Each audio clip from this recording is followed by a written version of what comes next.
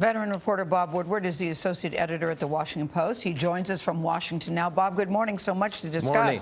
Now, you have independently confirmed the New York Times reporting that White House officials were involved in talking with Congressman Nunes.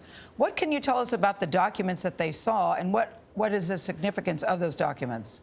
Well, the people I've talked to who have met with President Trump on this said that there were 35 to 40 reports where names of people associated with Trump or identifying characteristics were revealed, which shouldn't happen. Now, how serious this is unclear. One of the people who met with President Trump this week said it's kind of a cast of clowns, because you have a situation where the chairman of the House Intelligence Committee goes to the White House, gets information, then goes up to Congress and has a press conference and says, oh, look what I've learned, and then runs down to the White House to brief President Trump what the chairman learned from people in the National Security Council. So there's something weird or at least uncoordinated going on here. Bob, other than that, what question does it arise from you? Well, the Russian investigation is really serious. Clearly, Vladimir Putin and the Russians launched a espionage operation, a covert operation to affect the election. Interestingly enough, it's something our CIA does frequently abroad in a secret way, but this election was so close that really got to get to the bottom of it. The design of a counterintelligence operation here is to stop the Russians from doing that and not being able to do it in the future.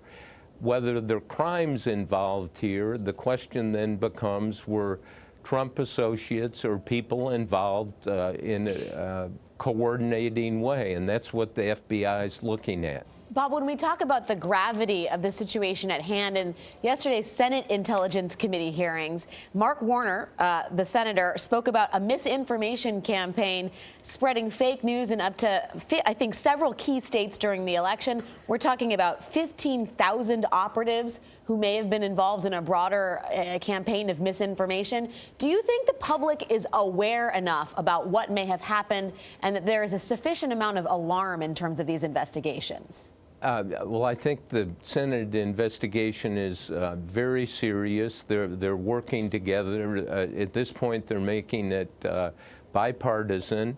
I don't think there's enough awareness of this. This is a big deal, but it's a big deal from the point of view of how do you stop it, how do you get it out in the open so we can have free elections where the process is untampered with by the Russians or others. Bob, what do you think Flynn might have to say about this that might contribute to our understanding?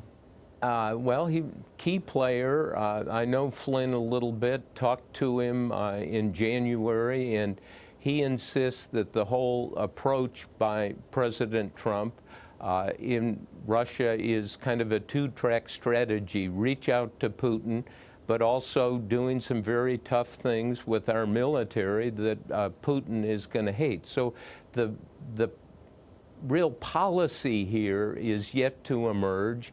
That's part of this story. I mean, the difficulty here is there is a context of a lot of hysteria, a lot of overreaching, I think, on both sides. And as the old former editor of the Washington Post, Ben Bradley, used to say, slow down, the truth emerges.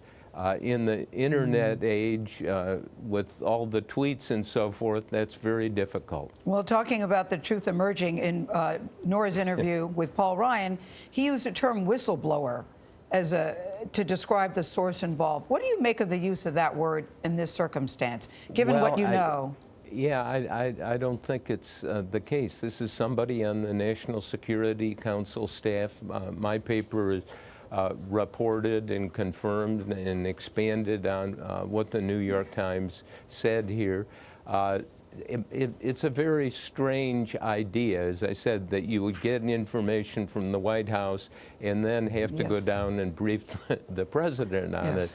it. The president presumably can call anyone on his staff in and say, what's going on? Well, does the administration have a narrative to tell based on these recent things that Chairman Nunes talked about to explain the president's tweets?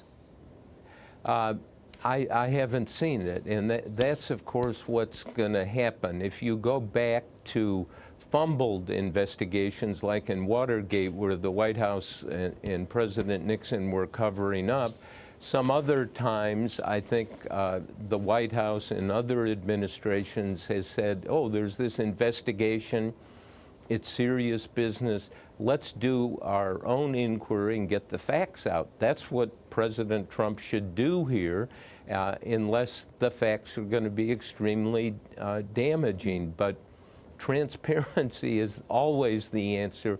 Get out ahead of it. Whether that's going to happen, we will see. All right, Bob Woodward, thank you very much. We'll have to leave Thank it you. there. I'm sure we'll talk to you another time. Thank you, sir. Thanks.